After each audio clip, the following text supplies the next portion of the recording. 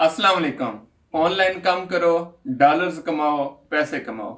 ये वीडियो सिर्फ उन्हें वास्ते है जिन्हें इंग्लिश अपनी डिग्री की खड़े 14 की खड़न 16 की खड़न या BS की खड़न MS की खड़न MPhil की खड़न इंग्लिश की खड़न या कोई ऐसी डिग्री की खड़न कि उन्हें दी इंग्लिश बहुत स्ट्रॉन्ग है, चंगी है, तगड़ी है।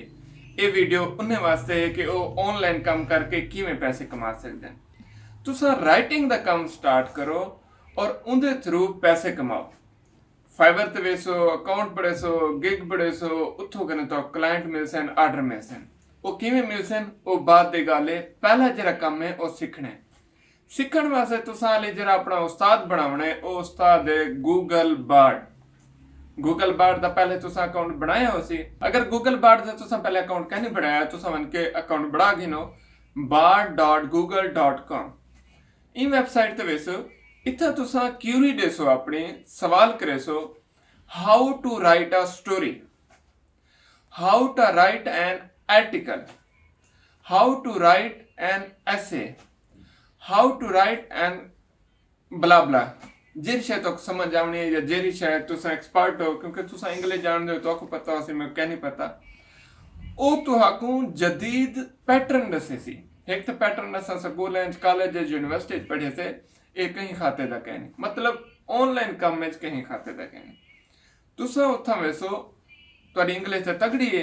तुसा जले गूगल बार्ड कने सवाल करे सो, गूगल बार्ड तुहारी रहनुमाई करे सी। वो जेरी तुहाको इंस्ट्रक्शन देवे, टिप्स देवे, उंदे उते तुसा अमल करना है। किवें अमल करना है? उंदा तुसा असाइनमेंट बनावना है, टास्क बनावना है, उनको परफॉर्म करना है। अपनी तरफों कोई टॉपिक चाहना है, उनको उन्हें इंस्ट्रक्शन के मुताबिक राइट करना है। एक काम तुसा करना है, 2 नहीं करो, 3 नहीं करो, 4 नहीं करो। उनके बाद तुसा एक ऐसा बंदा गलो जरा फ्रीलांसर वास्ते कंटेंट राइटिंग करेंदा होवे, स्टोरी लिखदा होवे, यूट्यूब दे वीडियोस वास्ते स्टोरी चाहिए होने वो लिखदा होवे, आर्टिकल्स लिखदा होवे, वेबसाइट दा एसईओ कंटेंट लिखदा होवे। ऐसा बंदा तो संगोलो अपने रहनुमाई वास्ते। उको अपने लिखे हुए टास्क, आर्टिकल, मजमून दिखाओ।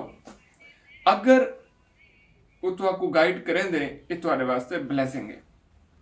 तुसा उनको लिखे सो, वो सर्च करे सी, चेक करे सी चीज़ां कितनी तुम्हारी कमी बेशी हो सी तो दूर कर दे सी।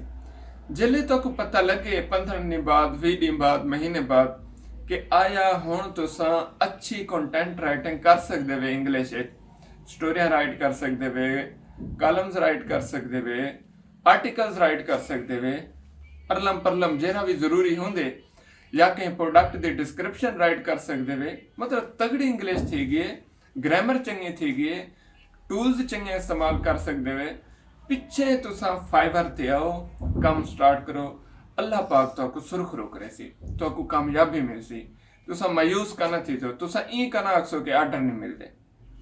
लेकिन पहले तुसा अपने इंग्लिश का इम्तिहान खुद गिनो, अपने आप की तैयारी खुद करो, अपने टीचर खुद बनाओ, अपने आप को खुद मुनसिफ बन के जज करो कि आया तुसा कितना % अच्छा कंटेंट राइट कर सकते वे।